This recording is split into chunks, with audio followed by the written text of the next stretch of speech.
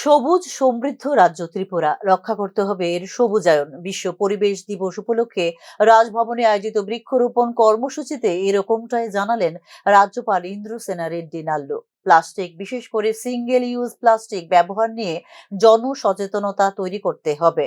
বন্ধ করতে হবে সিঙ্গেল ইউজ প্লাস্টিক ব্যবহার। বিকল্প হিসেবে বাড়াতে হবে জুট, কাগজ ইত্যাদির ব্যবহার বলেও এদিন উল্লেখ করেন রাজ্যপাল ইন্দ্রসেনা রেড্ডি नाल्लू। एक ग्रीन इसमें रिच स्टेट है, इसको ऐसे ही आगे भी लेके जाने का है।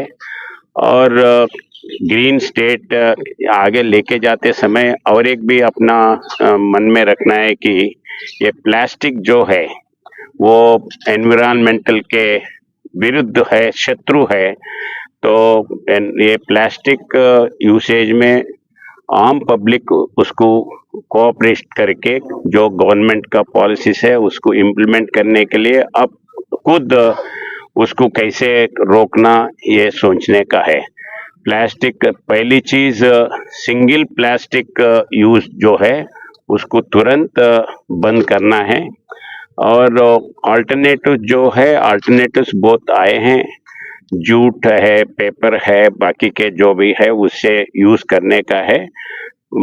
तो मैं आम पब्लिक को यही रिक्वेस्ट करता हूँ कि प्लास्टिक को यूज करना बंद करो